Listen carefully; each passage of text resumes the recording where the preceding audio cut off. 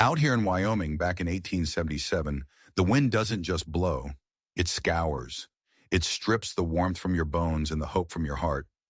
For Caleb Hale, that wind was the soundtrack to his life, a constant reminder of how empty his world had become. His ranch was a tiny speck of stubbornness in a vast, uncaring landscape. Every fence post he'd hammered into the frozen ground was a small victory against the wilderness. Every head of cattle was a miracle. But the real emptiness wasn't in the miles of open prairie around him. It was inside his cabin. It was in the silence where his wife Martha's laughter used to be. A fever had stolen her 3 years ago, leaving Caleb with nothing but a 6-year-old daughter, Abigail, and a grief so cold it felt like a permanent piece of the Wyoming winter had lodged itself in his chest. Abigail was his whole world now, a quiet little girl with her mother's wide, serious eyes. He loved her with a terrifying fierceness, a love that felt sharp, like broken glass, because he was so afraid of failing her. He was a rancher, a man of calloused hands and few words. He could mend a fence, but he couldn't braid hair without making it lopsided. He could break a horse, but he couldn't fix the loneliness in his little girl's eyes. She clutched the faded doll Martha made her, its button eyes staring into nothing, and Caleb saw a mirror of his own soul. His life was a loop. Wake, work, eat, sleep. A march of pure survival. Then the storm hit. It wasn't just a storm, it was a monster. A screaming blizzard that descended from the mountains and swallowed the world in a blinding white fury. Caleb had barely made it back to the cabin, the wind trying to tear the coat from his back. He found Abigail huddled by the fire, her small face pale in the flickering light. For 2 days the world ceased to exist. There was only the howling of the wind and the groaning of the log walls that protected them. The snow piled up in drifts higher than a man's head, bearing their small world completely. On the third morning, the world was born again. The storm broke, leaving behind a silence so deep it felt holy. The sun came out, glittering on a landscape of impossible, deadly beauty. Caleb knew he had to check his property, his fences, his cattle. He bundled Abigail up, gave her a stern warning to stay inside, and strapped on his snowshoes. "I won't be long, Pumpkin," he promised, his voice rough. The going was brutal. The snow was a treacherous trap, soft and deep in one spot, crusted with ice in the next. He was a mile from the cabin, near the creek where the storm had smashed a grove of cottonwoods to splinters, when he saw it. Just a splash of dark color against all that white. He thought it was a deer at first, or one of his calves lost to the storm. But as he got closer, his heart started to pound a slow, heavy rhythm against his ribs. The shape was too small, too still. It wasn't an animal. It was a person, a woman dressed in buckskins, half buried in a snowdrift.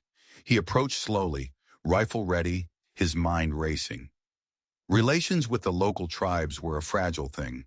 Finding one of their own, out here, like this, it was trouble. She was face down in the snow. He knelt, his gloved hand reaching out to touch her shoulder. He rolled her over gently. Her face was gray, her lips tinged with blue. A dark, ugly gash marred her temple, and the snow beneath her was stained red. He pressed his fingers to her neck, searching, praying. For a second there was nothing. A cold, hard knot of dread tightened in his stomach. Then he felt it, a pulse, faint, thready, as fragile as a hummingbird's wing. But it was there. She was alive, just barely. Every instinct screamed at him to walk away. This was a hornet's nest. Bringing her back was asking for a world of pain he couldn't afford. But then the image of his Martha, pale and still in her final moments, flashed in his mind. He couldn't do it. He couldn't leave another soul to die alone in the cold. He scooped her into his arms. She was light, a dead weight. The journey back to the cabin was a lung-burning nightmare. Every step in agony. Through the grimy window, Abigail's small face watched them approach, her eyes wide with a mixture of fear and wonder. Inside, he laid the woman on his own cot. "Water, Abigail," he rasped, "and clean rags." He got to work. The head wound was bad, but the skull didn't seem broken. Her leg was worse. At first glance, it looked like a broken branch had pierced her thigh. But as he cleaned away the frozen blood and torn buckskin, his blood ran cold. The wound was too clean, too round. It wasn't from a branch, it was a bullet hole. This woman wasn't a victim of the storm. She was running from someone who had shot her and left her for dead. And by bringing her here into his home, Caleb had just painted a target on his own back. He didn't know who was hunting her or why. He only knew one thing for sure. The storm was over, but the real danger was just beginning. As the woman lay unconscious, her breathing shallow and ragged, a new kind of fear settled over Caleb. This wasn't the abstract fear of winter or loneliness. This was sharp and immediate. Whoever put that bullet in her leg might still be out there. They might be looking for her. And now she was in his cabin with his daughter. He examined the wound again. The bullet had gone clean through, which was a small mercy. But infection was the real enemy now. He cleaned it as best he could with boiled water and whiskey, his hands, usually so steady with a rope or an axe, trembling slightly. Just then, the woman groaned. Her eyelids fluttered, then opened. Dark, terrified eyes stared up at him, uncomprehending. She tried to sit up, a choked cry escaping her lips, but Caleb gently pressed her back down. "Easy now," he said, his voice low and calm. "You're safe." She didn't understand his words. She began to speak in a rapid, melodic tongue he'd never heard before. Lakota. Her gaze darted around the unfamiliar cabin, landing on Abigail, who shrank back behind her father. The woman's eyes, filled with the wild panic of a trapped animal, fixed back on Caleb. "I won't harm you," he said again, looking directly into her eyes, trying to will the meaning into her. He pointed to the wound on her leg. "This needs tending." She watched him, her breathing ragged. The fear didn't leave her, but something else flickered in its depths. A desperate understanding, maybe. She stopped fighting him. She lay still, trembling, as he carefully bandaged the wound, her silent endurance a testament to a strength he could barely comprehend. The next few days were a blur of tension and watchful care. He learned her name was Winona, not because she told him, but because she'd murmur it in her feverish sleep. Her fever spiked, and in her delirium she cried out. Not just in her own language, but one word in English, over and over. Blackwood. The name hit Caleb like a physical blow. Amos Blackwood, a rancher whose land bordered his own to the east. A man with a reputation for greed and a cruel streak as wide as the prairie itself. Blackwood was known for pushing boundaries, for bending the law until it snapped. Caleb had always given the man a wide berth. But why would Winona be saying his name? The question gnawed at him. He tried to tell himself it was just a fever dream, a random word she'd picked up. But he couldn't shake the feeling that it was a clue, a warning. Abigail, meanwhile, was slowly overcoming her fear. She was fascinated by their silent guest. She'd sit by the fire, pretending to play with her doll, her eyes constantly drifting to the woman on the cot. One afternoon, Caleb was fumbling with a needle and thread, trying to mend a tear in Abigail's dress. His fingers were too big, too clumsy. From the cot, a soft sound. Winona was watching him. She gestured weakly with one hand, pointing to the dress. Caleb hesitated, then passed it to her. With slow, deliberate movements, her fingers still shaky, she began to stitch the tear. Her stitches were perfect. Tiny, even, almost invisible. When she was done, she handed the mended dress back to Abigail. Abigail's face lit up with a rare, brilliant smile. "Thank you," she whispered. It was a tiny moment, but it felt like the first ray of sunshine after the long storm. A fragile connection had been made. That night, as Caleb sat by the fire cleaning his rifle, Winona stirred. She was lucid, her fever having broken for the moment. She looked at him, her eyes clear and sharp. She pointed a trembling finger toward the east, toward Blackwood's land. Then she made a gesture. She put her fingers to her temple, like a gun, and she whispered that name again. Blackwood. Caleb's heart stopped. She wasn't just saying a name. She was telling him what she saw. She was a witness. Amos Blackwood hadn't just shot her, he had shot someone else, and Winona had seen him do it. The missing land surveyor from last fall, the man who had ridden out to settle a dispute on Blackwood's border and was never seen again. Town gossip said he'd just run off. Caleb now knew the horrifying truth. He wasn't just harboring a fugitive. He was harboring the sole witness to a murder committed by the most dangerous man in the territory. And Blackwood had no idea where she was. Or so Caleb hoped. The weight of this knowledge was suffocating. Every shadow seemed to hold a threat. Every gust of wind sounded like approaching hoofbeats. He was no lawman. He was just a rancher, a father trying to keep his daughter safe. But fate, in the form of a blizzard and a wounded woman, had dragged him into the center of a deadly secret. Winona's strength returned with agonizing slowness. She began to move around the cabin, leaning on a crutch Caleb made for her. The silence between them was still thick, but it was changing. It was no longer the silence of fear, but one of shared secrets and unspoken understanding. She would help in small ways, her presence bringing a quiet order to the chaotic little cabin. Abigail became the bridge. She would bring Winona wildflowers, chattering away to her as if she could understand every word. And in a way she could. She understood the child's loneliness. One day Winona wove a crown of dandelions and placed it on Abigail's head. Abigail, overwhelmed with delight, threw her arms around Winona's neck. For a moment Winona froze, then she hesitantly patted the child's back. Watching them, Caleb felt a pang in his chest, a confusing mix of sorrow for what he'd lost and a flicker of something new he couldn't yet name. Slowly words began to form.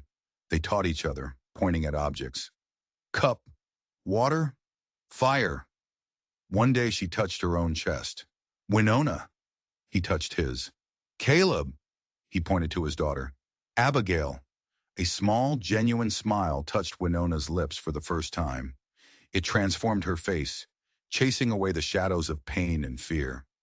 Their new routine was fragile, but it was real. Then Abigail got sick, a dry, rasping cough that quickly turned into a raging fever. Caleb was paralyzed with fear. It was just like Martha, the same heat, the same listlessness. He felt that old, helpless dread creeping back in, threatening to swallow him whole. Winona watched him, her expression unreadable. Then without a word, she grabbed a pouch and slipped out of the cabin. She was gone for an hour, returning with a collection of roots and herbs. She ground them, steeped them, and created a pungent, earthy-smelling brew. Caleb, torn between skepticism and desperation, let her work. He had no other choice. Winona gently coaxed the bitter medicine down Abigail's throat. She applied a poultice to the child's chest and sat by her side for 2 days and 2 nights, humming a low, repetitive chant, her hand never leaving Abigail's forehead.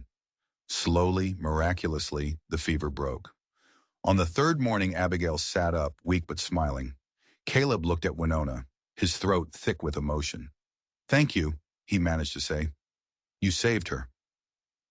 Winona met his gaze. In her eyes, he saw not just gratitude, but a deep, shared humanity. "My people," she said softly, her English still broken. "Healers." In that moment, the last of Caleb's reservations washed away. This woman was not a burden or a threat. She was a survivor, a healer. She had saved his daughter. He owed her his life. He owed her everything. But the world outside their little sanctuary was not so forgiving. Their supplies were running low. Caleb had to go to the settlement, to redemption. He dreaded it. He knew what men like Amos Blackwood thought of the Lakota. He left Winona and Abigail with a heavy sense of foreboding. Bolt the door. Don't show your face to anyone. The general store in Redemption was thick with the smell of dust, coffee, and suspicion. Caleb was gathering his things when a voice behind him made his shoulders tense. "Hail! Haven't seen you in an age." It was Amos Blackwood. He was a big man, his face flushed with cheap whiskey and arrogance. His small, piggy eyes raked over Caleb.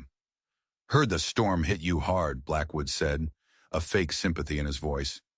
"We managed," Caleb replied curtly. Blackwood's eyes narrowed. "Heard other things, too. Heard you ain't been so alone out there. Some of the boys thought they saw signs out your way." Caleb's blood ran cold. He kept his face a mask of stone. "My land is my own concern, Blackwood." "Is it now?" Blackwood took a step closer, lowering his voice to a menacing growl. "Some say you took in a stray, a red-skinned one. You know the tensions, Hale. Harboring a savage, that's asking for trouble. For all of us. Caleb met his gaze, the fury coiling in his gut. He knew this wasn't about prejudice. This was a test. Blackwood was fishing. He suspected something. He was trying to see if Caleb knew anything. I took in someone who was freezing to death, Caleb said, his voice dangerously level. It's called common decency. Blackwood laughed, a short, ugly bark. Decency? Listen to me, Hale. Get rid of her. Send her back where she came from.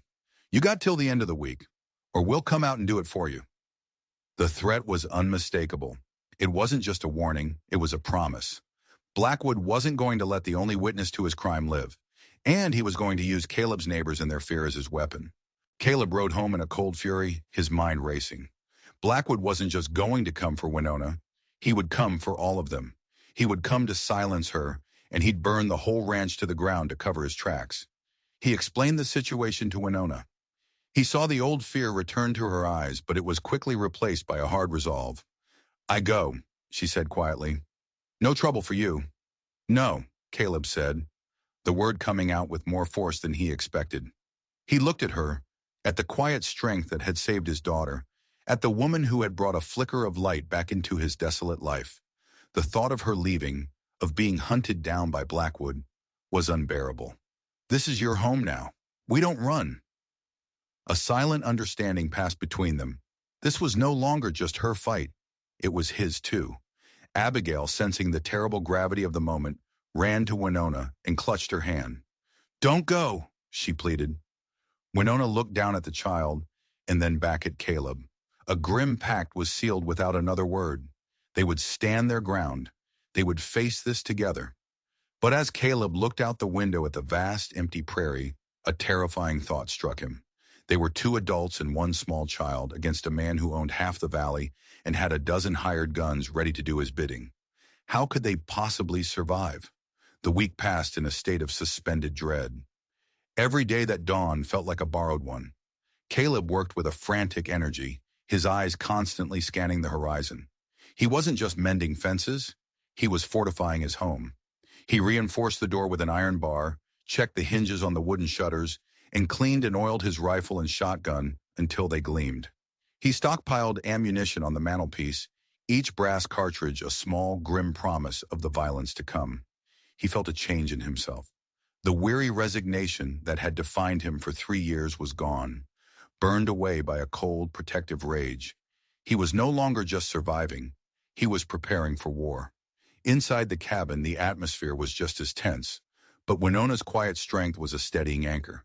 She spoke little of the coming threat, but her hands were never still. She was preparing too, in her own way. She made a thick poultice of yarrow and other herbs, a bitter-smelling paste to pack wounds. She showed Caleb which of her foraged roots, when boiled, could dull pain. She was a healer, preparing for the very injuries she hoped they wouldn't receive. She and Abigail were inseparable, a small island of peace in the rising sea of tension. Winona taught the little girl a string game, her long, graceful fingers weaving intricate patterns as Abigail watched in rapt attention. Seeing them together, so absorbed in this simple, quiet moment, made Caleb's heart ache with a fierce, desperate love. He wasn't just fighting for his own life or for Winona's. He was fighting for this, for the chance for his daughter to have a future, to have this gentle presence in her life. One evening, as he watched them, a memory surfaced. Martha. In her last weeks, she had become obsessed with Abigail's doll. She kept restitching its seams, her fingers weak and trembling. At the time, Caleb had thought it was just the fever-addled ramblings of a dying woman. He'd told her to rest, but she had been insistent, muttering about keeping things safe, about Abigail's inheritance. An inheritance? They had nothing but the ranch, and even that was a constant struggle. He pushed the thought aside. It was a phantom, a meaningless memory from a time of grief. He had more pressing concerns. On the 5th day, he saw the dust cloud, a dirty brown smear against the brilliant blue sky to the east. They were coming. He counted 5 riders. Blackwood was in the lead, of course, a hulking silhouette of malice. Inside, Caleb said, his voice flat and hard. Both of you, stay away from the window. Winona met his gaze, her own dark eyes filled with a grim understanding. She ushered a terrified Abigail into the corner of the cabin, behind the stone hearth. Caleb stepped onto the porch, his shotgun held loosely at his side. He didn't raise it. Not yet. "Hail!" Blackwood bellowed as they reined in, their horses kicking up dust just yards from the porch. "Time's up. We've come for the squaw." The slur hung in the air, ugly and venomous. "Her name is Winona," Caleb said, his voice a low growl, "and she's under my protection. You have no business here, Blackwood." "My business is protecting this community," Blackwood sneered, his hand resting on the butt of his pistol. "From savages like her, and from fools like you who harbor them. Now send her out, or we're coming in." One of his men, a lanky weasel named Jasper, started to dismount. "I wouldn't do that," Caleb said, and this time he did raise the shotgun, the two gaping barrels aimed squarely at Jasper's chest. "This is my property, and you're trespassing." Blackwood laughed. "Your property? For now. But a man can lose his property. A man can lose everything. All for a worthless savage." Caleb knew this was his last chance to de-escalate, to lie, to pretend ignorance. But looking at the smug, cruel face of the man who had murdered the surveyor, who had almost murdered Winona, and who had just threatened his home and his family, he felt something snap. "She saw you," Caleb said, the words falling like stones into the tense silence. "She saw you murder that surveyor." The smirk vanished from Blackwood's face. His eyes went wide with shock, then narrowed into slits of pure hatred. He had come here expecting to intimidate a simple homesteader. He had not expected this. He had not expected the truth. The other riders shifted uneasily, looking from Caleb to Blackwood. They had signed on to run off a native woman, not to be accomplices to a murder investigation. "You're insane, Hale," Blackwood hissed, but the denial was weak, unconvincing. He was cornered. And a cornered animal is the most dangerous kind. "She told me everything," Caleb lied, pressing his advantage. "And I sent word into Cheyenne with a circuit rider 2 days ago. Told him if anything happened to me, he should deliver my letter straight to the territorial marshal. A letter detailing everything she saw. Your name, Blackwood. The location of the body." It was a complete bluff. He hadn't seen a circuit rider in months, but Blackwood didn't know that. Caleb could see the frantic calculations behind the man's eyes. Killing them now wouldn't solve his problem. It would seal his fate. For a long moment, nobody moved. The wind whistled around the eaves of the cabin. A horse snorted nervously. Then Blackwood made his decision. He slowly raised his hands, a sick smile spreading across his face. "All right, Hale, you win this round. We'll leave. For now." He turned his horse, and his men, looking relieved, followed suit. Caleb watched them ride away, his entire body trembling with adrenaline. He had done it. He had faced down the devil and won. He lowered the shotgun, a shaky sigh of relief escaping his lips. He turned to go back inside to tell Winona and Abigail that they were safe. That's when he heard it, the one sound he hadn't expected, the click of a rifle hammer being cocked. Not from the direction Blackwood had ridden, but from the rocks up on the ridge behind his cabin. He had been so focused on the threat in front of him, he had never even thought to look behind. Blackwood hadn't brought 5 men. He had brought 6. He had a sniper in the rocks, waiting for Caleb to lower his guard. It was a trap, and he had walked right into it. The world slowed down. He saw the puff of white smoke from the ridge. He heard the crack of the rifle a split second before the bullet slammed into his side, spinning him around and throwing him to the hard-packed dirt of his own porch. Pain, white-hot and blinding, exploded through him. Through a haze of agony, he saw Blackwood and his men turn their horses, whooping and laughing as they galloped back towards the cabin. His bluff hadn't worked. It had only enraged Blackwood, forcing him to show his hand. Now there would be no witnesses, no letter, just 3 bodies in a cabin burned to ash. He tried to raise his shotgun, but his arm was numb, useless. Blood was pouring from the wound, warm and slick against his skin. He looked towards the cabin door and saw Abigail's face, a small, pale mask of terror. He had failed. He had brought the wolves to his door, and now they were going to devour everything he loved. His last conscious thought was of Martha's face, her eyes filled with a desperate urgency as she clutched that little calico doll. Abigail's inheritance. Then the world went black. Pain was the first thing Caleb felt, a searing fire in his side that pulsed with every beat of his heart. The second was the smell of wood smoke and something else, something pungent and earthy. He forced his eyes open. He wasn't on the porch. He was in his own bed. The light in the cabin was dim. The windows shuttered. Winona was leaning over him, her face etched with exhaustion and worry. She was pressing a steaming poultice against his side, the very one she had prepared days ago. The bleeding had stopped. He was alive. But how? Blackwood? He croaked, his throat raw. Gone, Winona said, her voice a low whisper. For now. He tried to sit up, but the pain was a physical wall, pushing him back down. Abigail? Safe. Hiding.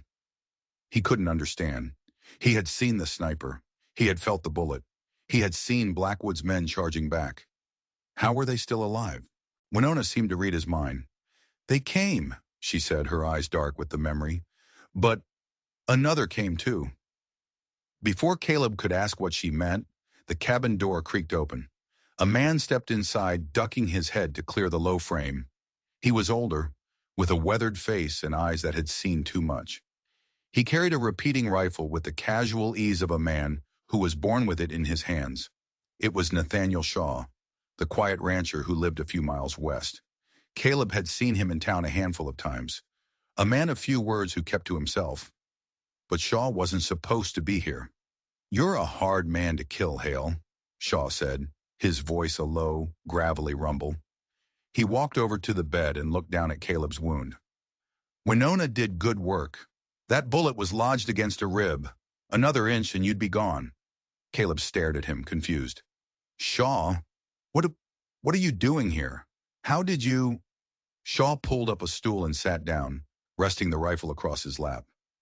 I've been keeping an eye on Blackwood for a long time, ever since he showed up in this territory, with a lot of money and no history. Men like that, they're always running from something, or towards something they shouldn't have. He looked at Winona with a respectful nod. I saw your guest here a few weeks back, when I was tracking a mountain lion near the creek. Saw she was living with you. I figured it was your business. But then I heard the talk in town, heard Blackwood making threats. It didn't sit right.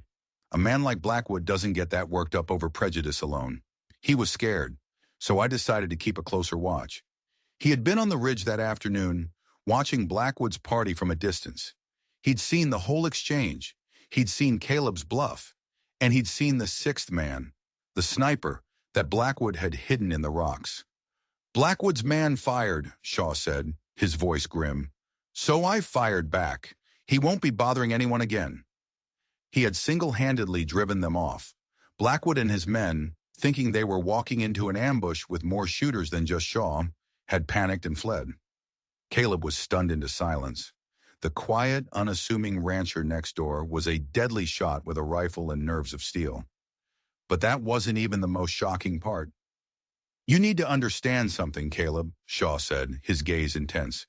This isn't over. Blackwood won't stop until this woman, he nodded at Winona, is silenced for good, and you and your girl are in the way. Caleb's mind was reeling. They were alive, but they were still trapped. Blackwood would be back, and next time he would come with an army. They couldn't run. Caleb was too injured, and where would they even go? He felt a wave of despair wash over him. What can we do? He owns this valley. The law is a joke. The law isn't a joke, Shaw said quietly. It just hasn't gotten here yet. But it's coming. He reached into his coat and pulled out something that made Caleb's breath catch in his throat. It was a tarnished silver star, a U.S. Marshal's badge. Name's Shaw, he said, as if introducing himself for the first time. I retired out here for a quiet life, but Amos Blackwood has forced my hand. He's not just a land grabber and a murderer. He's connected to a whole network of criminals running stolen army payrolls and weapons up to the Canadian border. That surveyor he killed, he stumbled onto the whole operation. And Winona here, she didn't just see a murder. She saw him meeting with his associates. She's the only one who can identify them. The secret was bigger, darker, and more dangerous than Caleb had ever imagined. Winona wasn't just a witness to a single crime. She was the key to bringing down a massive criminal enterprise, and they were hiding her in a tiny log cabin in the middle of nowhere. Blackwood thinks he just has to kill a rancher and an Indian woman, Shaw said, his eyes hard as flint. He has no idea he's about to bring the full weight of the United States government down on his head. But first, we have to stay alive long enough for my message to reach the fort in Cheyenne. The cabin, which had once felt like a sanctuary, now felt like a cage, a fortress under siege. The enemy was a man with unlimited resources and no morals. Their only allies were a wounded homesteader, a healer who spoke little English, and a retired lawman with a rifle. And somewhere, out in the darkness, Amos Blackwood was regrouping. He was humiliated, enraged, and desperate. He wasn't just coming back to kill them. He was coming back to wipe them from the face of the earth. As Caleb drifted in and out of a pain-filled haze, the cabin became a command center. Shaw was a man transformed. The quiet rancher was gone, replaced by a methodical, calculating lawman. He questioned Winona gently, with Caleb translating her broken English and gestures. He drew maps in the dirt on the floor, plotting out Blackwood's land, the location where the surveyor was killed, and the escape routes through the mountains. Winona, seeing the marshal's badge, finally understood that she had found a true ally. She opened up, describing the other men she saw with Blackwood. She drew their faces in the ash from the hearth, her memory sharp and clear. One man had a long scar down his cheek. Another was missing 2 fingers on his left hand. These were details only a true witness would know. Shaw looked at the drawings, a grim satisfaction on his face. These are wanted men, bounties on their heads from Missouri to Montana. Blackwood has been using this valley as his own private kingdom, hiding some of the worst outlaws in the West. While Shaw planned, Winona cared for Caleb, her hands surprisingly strong and gentle. She changed his bandages, fed him broth, and forced bitter healing teas down his throat. He owed her his life twice over. Lying there, helpless, he watched her and Abigail. The bond between them had deepened into something fierce and familial. Abigail, seeing her father wounded, clung to Winona, who comforted the child with a quiet strength that seemed unshakable.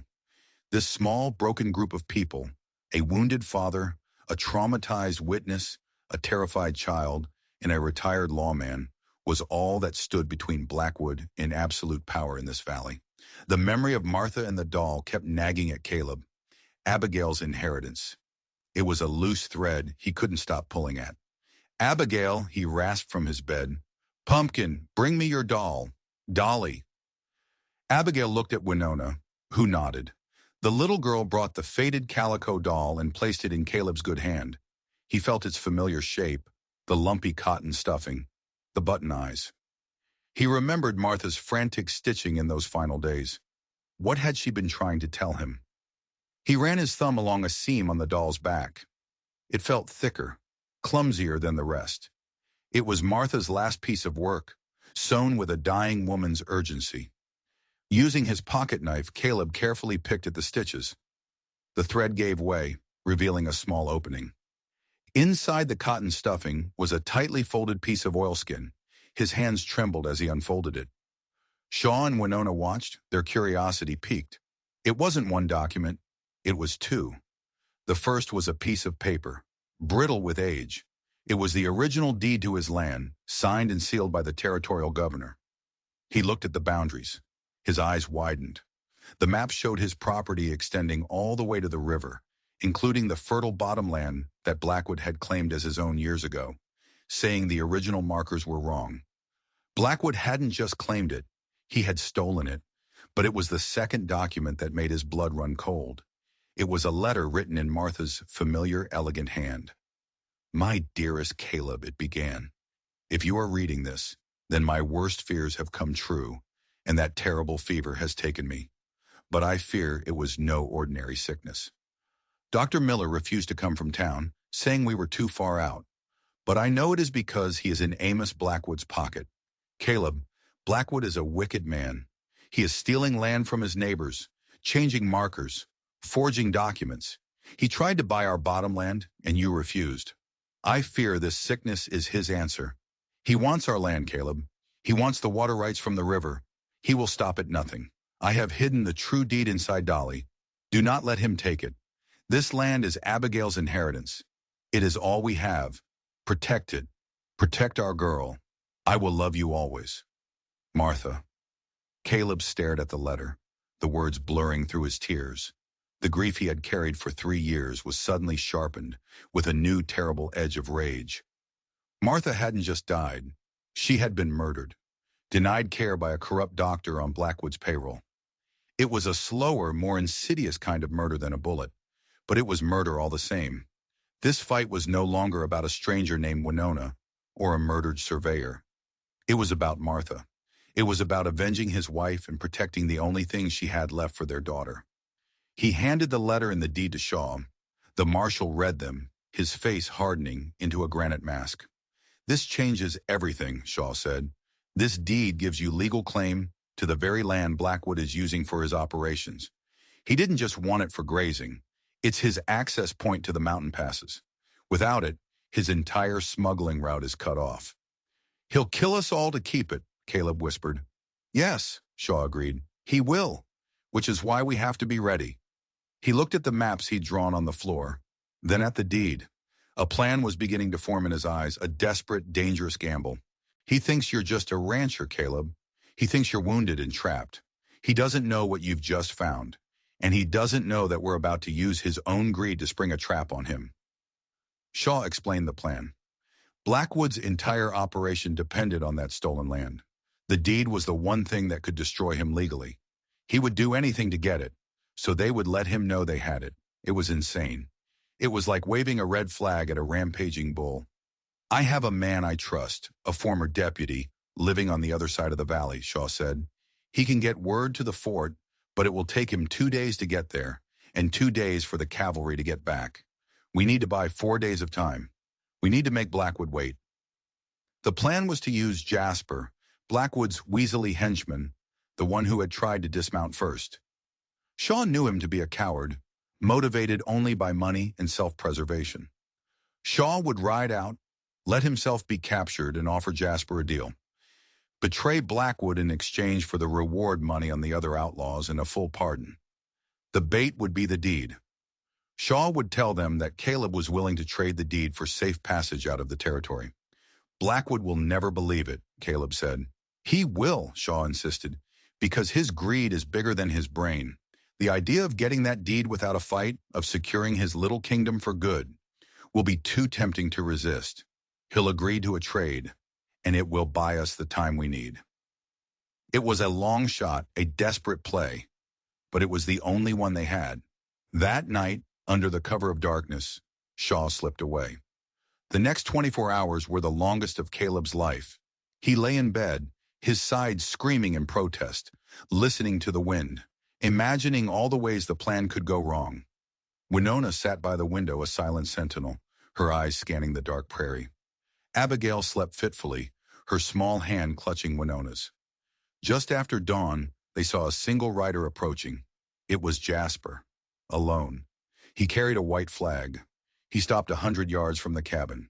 "Shaw sent me," he yelled, his voice thin and reedy. "Blackwood agrees. He'll meet you at the old cottonwood grove by the creek, noon tomorrow. You bring the deed. He'll bring a wagon with supplies and a guarantee of safe passage." The bait had been taken. Blackwood had agreed to the trade.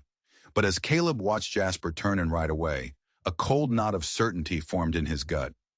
Blackwood wasn't a man who left loose ends. He wasn't going to let them walk away. The trade was a lie. The meeting at the Cottonwood Grove wasn't a trade. It was an execution. The morning of the trade dawned cold and gray.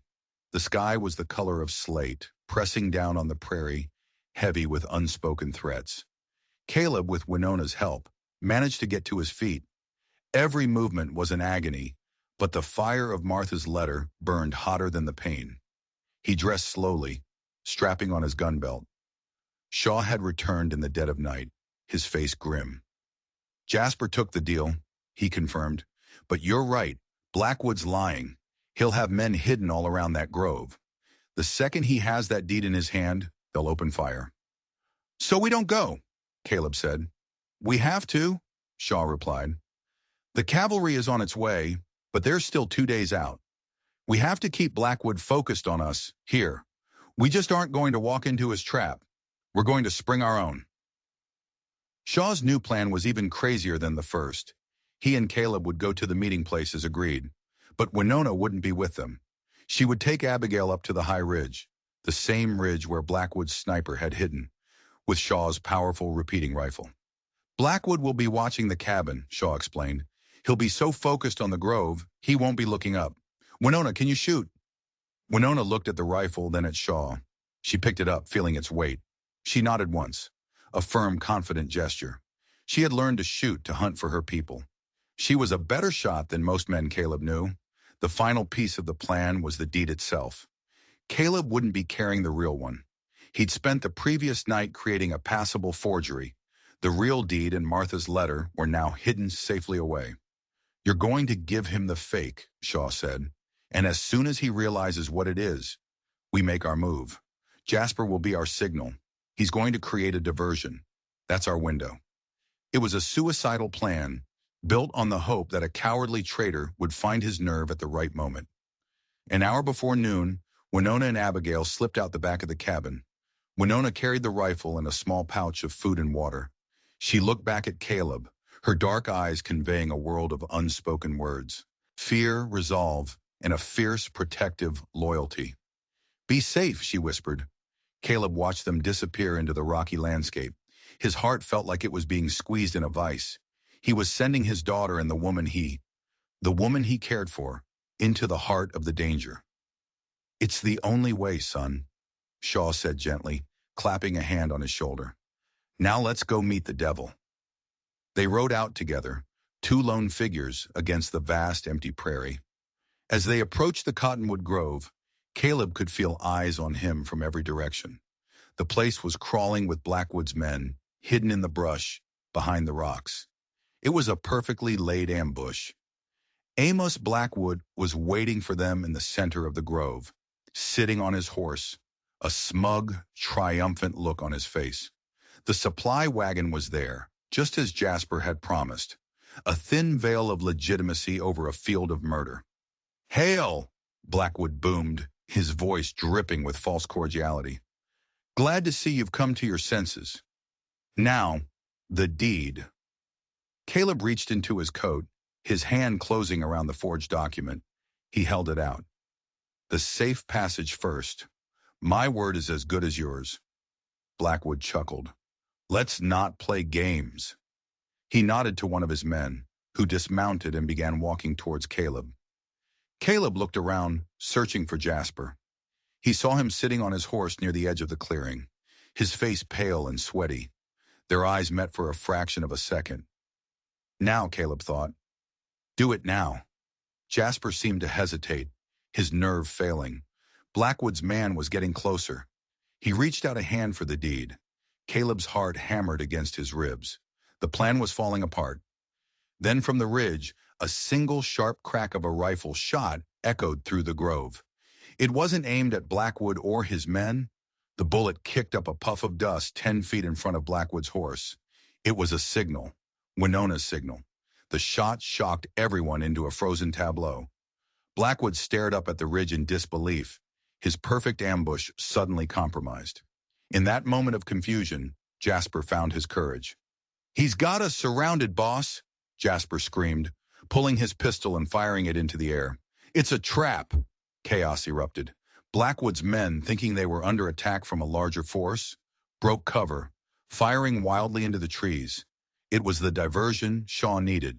Now, Shaw yelled. He kicked his horse, charging not at Blackwood, but at the supply wagon. Caleb was right behind him. They dove from their horses, taking cover behind the wagon as bullets splintered the wood around them. From the ridge, Winona's rifle cracked again, then again, her shots precise and deadly. She wasn't shooting to kill. She was pinning them down, forcing them to keep their heads low, her bullets kicking up dirt around their positions. Blackwood, realizing he'd been tricked, roared with rage.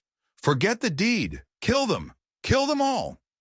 He spurred his horse, charging straight for the wagon, his face a mask of fury. He raised his pistol to fire at Caleb, but Caleb was ready. He rose from behind the wagon, his own revolver steady in his hand. The world narrowed to the space between them. He saw Martha's face, heard Abigail's laughter, felt Winona's quiet strength. He fired. Once. Twice. Blackwood jerked in the saddle, a look of stunned surprise on his face. He dropped his pistol, clutched at his chest, and toppled sideways, crashing to the ground in a heap. The fight went out of his men instantly. Seeing their leader fall, with Jasper screaming about an ambush and a sniper on the ridge wrecking their nerves, they broke and ran, scattering like quail in every direction. Silence descended on the grove, broken only by the ringing in Caleb's ears and the mournful cry of the wind through the cottonwoods. It was over. Shaw cautiously stood up, his rifle ready. "Stay down," he warned, but there was no one left. Only the body of Amos Blackwood, his reign of terror finally at an end. Caleb slid to the ground, his back against the wagon wheel, the strength draining out of him. His side was on fire, but he barely felt it. He looked up at the ridge where his family was waiting. They had done it. They had faced the devil and won. As the dust settled, two figures appeared, running down from the ridge. It was Winona and Abigail. Abigail flew into Caleb's arms, sobbing with relief. Winona stopped before him, the rifle held in her hand, her face unreadable. He looked up at her, this woman who had drifted into his life on a blizzard, this healer, this warrior. "You saved us," he said, his voice thick. "We saved each other," she replied softly. A small, true smile touched her lips. Shaw walked over to Blackwood's body and nudged it with his boot. He knelt, retrieving the forged deed from the dead man's coat. "He died for a lie," the marshal grunted. "Seems fitting." Over the next 2 days they waited. Shaw stood guard while Caleb began the slow, painful process of healing, with Winona's constant, gentle care. The cloud of fear that had hung over them for so long had finally lifted, replaced by a quiet, exhausted peace. On the third day, they saw another dust cloud on the horizon. But this one was different. It was large, organized, and at its head, snapping in the Wyoming wind, was the blue flag of the U.S. cavalry. The law had finally come to Redemption Valley. The arrival of the cavalry turned the valley upside down. Armed with Martha's letter, Caleb's true deed, and Winona's testimony, Marshal Shaw laid out the entirety of Blackwood's criminal empire. The corrupt doctor in town was arrested. The remaining members of Blackwood's gang were hunted down, using the information from a very cooperative Jasper Donovan. The body of the murdered surveyor was found right where Winona said it would be. The truth, once revealed, was like a cleansing fire. Caleb's claim to the stolen bottomland was legally restored, making his ranch one of the most prosperous in the region overnight. The land, Abigail's inheritance, was secure. In the weeks that followed, a new normal settled over the ranch. A better normal. The silence in the cabin was no longer one of grief, but of comfortable companionship. Abigail's laughter became a common sound, echoing as she followed Winona, learning the Lakota names for birds and flowers, her world expanding in ways Caleb could never have managed on his own. Winona stayed. There was never a discussion about it. There didn't need to be. She belonged here, with them. She was no longer a guest or a refugee. She was the heart of their strange, beautiful, storm-forged family. She had brought life back to a home that had been dying. One evening, as twilight painted the sky in shades of purple and orange, Caleb sat on the porch watching them. Winona was teaching Abigail how to beat a small leather pouch, their heads bent together in the soft light. A deep, profound sense of peace settled over him, a feeling he thought he had lost forever. He had started this journey as a man hollowed out by grief, just trying to survive. He had fought, bled, and almost died. But in the process, he had found something he wasn't even looking for. He had found justice for his wife. He had found a future for his daughter. And he had found a new reason to face the sunrise each morning. The wind still blew across the high plains, but it didn't sound so lonely anymore. It carried the promise of a new season, a new life. It sounded, for the first time in a very long time, like hope. If you enjoyed this story, don't forget to hit that subscribe button and ring the notification bell so you don't miss our next dive into the strange and mysterious.